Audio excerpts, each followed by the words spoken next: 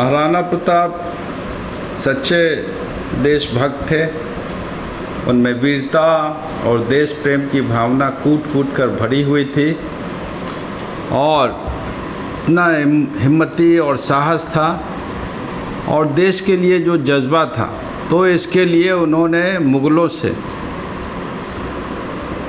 लोहा लिया और दुख तकलीफ़ सहकर घास की रोटियां खाकर भी उन्होंने देश की रक्षा के लिए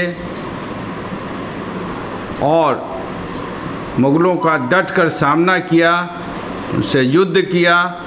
उनका घोड़ा चेतक पूरे इतिहास में एक नामी उनका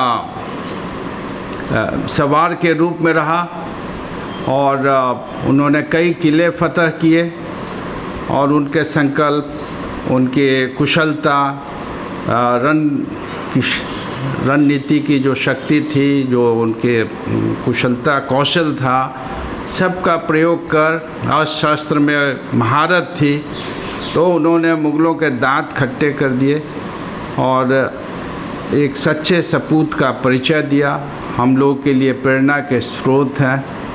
और महाराणा प्रताप एक बार युद्ध में हार गए थे, सेना छीन हो गई थी, धन की कमी थी, तो भामाशाह ने उनको काफ़ी मदद की थी। भामाशाह जी वैश्य समाज से आते थे और उन्होंने भी काफ़ी युद्ध कर शस्त्र जमा किए थे दुश्मनों को पराजित करके, और काफ़ी धन था, सोने की मुहरें थी, उसको उन्होंने भामाशाह ने उस संकट की घड़ी में जब हार कर निराश होकर महाराणा प्रताप जंगलों में रह रहे थे और चिंतन मनन में थे, तो इतनी मदद की और उससे फिर से उन्होंने सेना एकत्रित किया, जवानों को एकत्रित किया और मुग़लों से लड़कर उन्हें परास्त किया।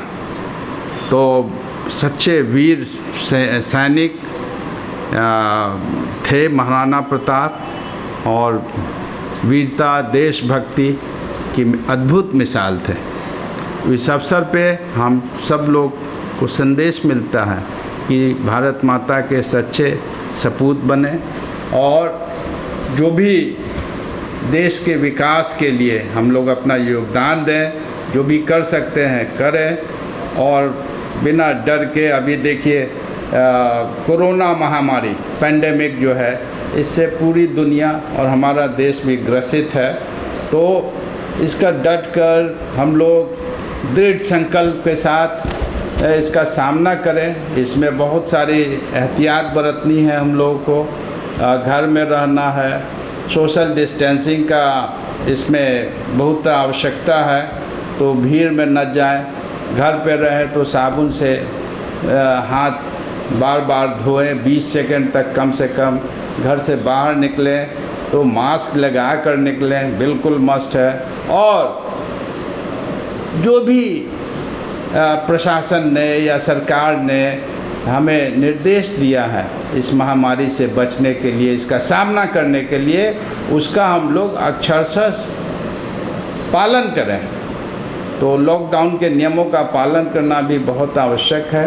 हर नागरिक अपनी ड्यूटी चुस्ती, मुस्तैदी और समर्पण की भावना जो देश के प्रति है उसके साथ करे, यही मूल मंत्र है महाराणा प्रताप के जन्म का और उनकी उपलब्धियों का।